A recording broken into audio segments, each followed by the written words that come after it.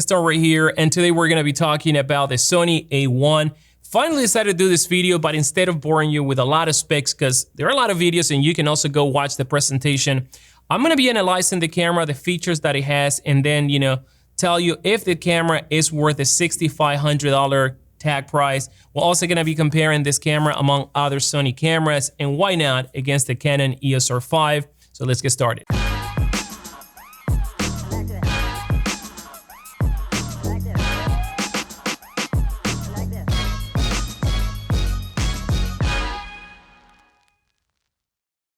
So welcome back to the channel, guys. Let's start right here. And before we continue, let me remind you about the giveaway that we have going on in the channel. I'm giving away a brand new Xeon Crane 2S, and all you have to do is read the rules right here. I'm also going to be listing them down in the description. The announcement is going to happen in April, so good luck to all of you guys. All right, so finally, Sony unveiled the Sony A1. It's not going to be called the A9 III or the A9X or the A9 RS like I called it. I kind of understand why Sony decided to go with a brand new name for this camera and kind of like A1, it's the best of the best, A1, the first letter of the alphabet, the first number of the numbers. And the Sony A1 is going to be also the flagship camera right now. So the A9 II has been dethroned by this camera that is going to cost you $6,500. Now, there are a lot of new things in this camera. There are a lot of things that are pretty exciting. And let's start talking about the first one, which is the sensor, because this camera is going to feature a 50 megapixel sensor, departing from the 24 megapixel sensor that we had in the Sony A9 II. Now, for all those that are used to the Sony A9 II, you are aware of the great low light capabilities of this camera. Now, I got to see how this camera is really going to perform, in low light situations, having twice the density, actually a little bit more than twice the density in pixel count.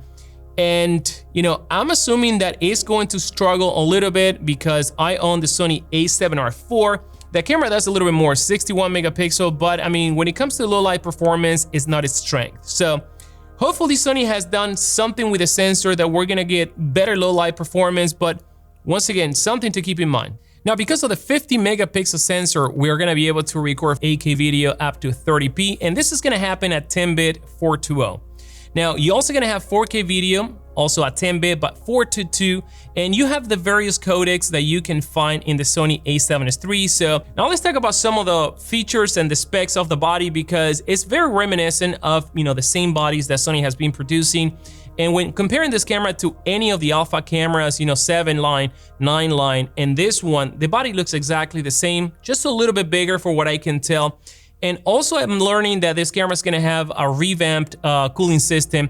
For what I've seen in the video, it looks a little bit different than the one from the Sony A7S III. And of course, I can understand why, because this camera is gonna produce, more heat than the Sony A7S III. Now, Sony is guaranteeing that this camera is not gonna have, any recording limits.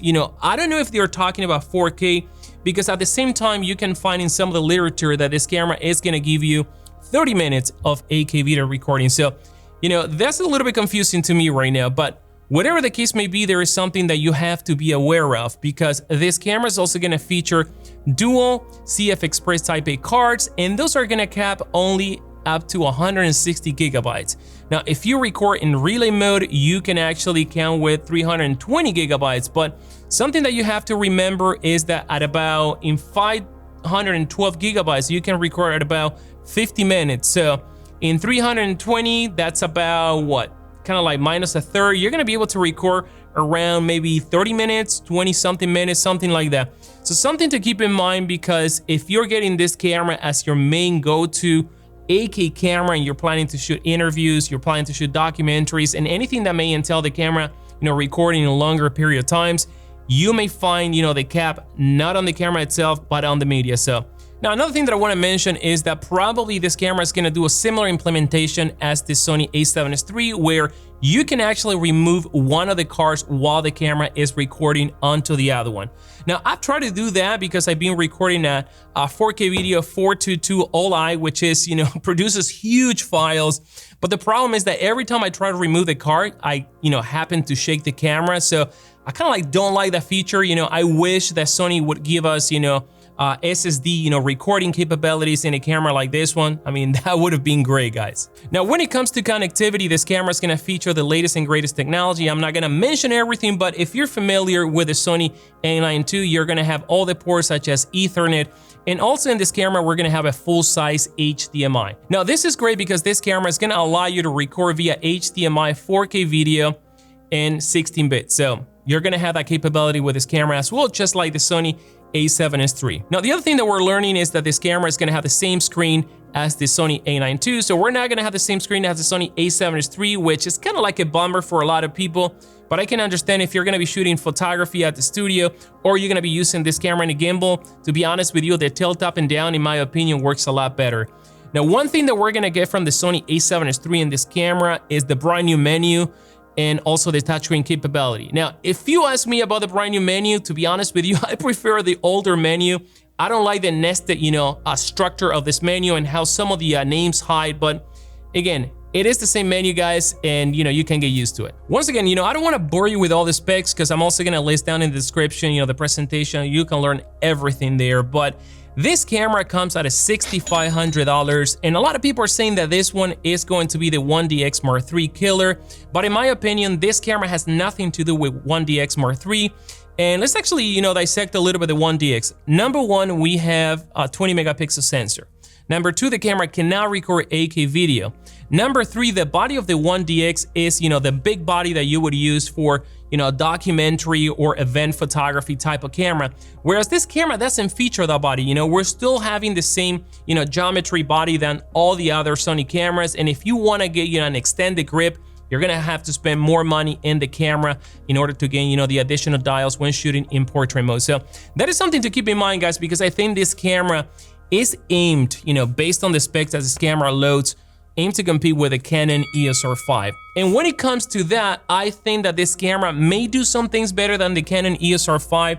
But once again, the Canon EOS R5, you can get it right now for around $3,800. You can also get it already used by, you know, some people, and you may be saving a lot of money. Now, $3,800, $6,500 a year, we're talking about a huge difference, and I don't think that difference is really worth, you know, the extra cash. You know, I would actually stay with the Canon EOS R5, especially after all the firmware updates that Canon has been doing. If you really want to spend once and you want to get a great photo camera with a lot of megapixel and video features, probably this one is going to be the camera for you, but you just gotta be aware that this is gonna cost you $6,500. Now, when comparing this camera towards the Sony A7S III, in my opinion, the Sony A7S III, you know, doesn't have competition because it is great at low light, and anyone getting a Sony A7S III is gonna get it most likely because of the great low light performance.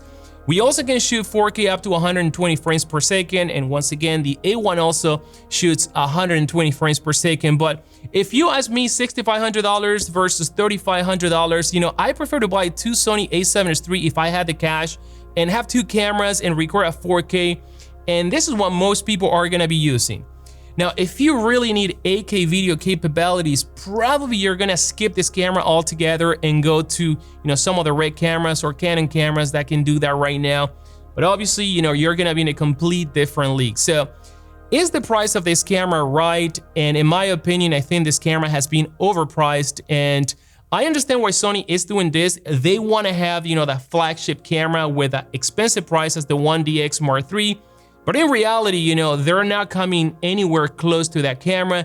And like I mentioned before, it looks like they're competing with the Canon EOS R5, but, you know, for a lot more money. So I don't think this one is gonna be a popular camera, guys, to be honest with you, even though the camera has a lot of feature. And I can see this camera, you know, being the camera if you wanna own just one camera, you know. You don't own any of the Sony cameras, or you wanna sell all your Sony cameras and stay with one camera that can give you great photography use and also great video use. So would I recommend this camera to anyone? I don't know. If you really want to spend $6,500 and have a great of both worlds, probably this one is your camera.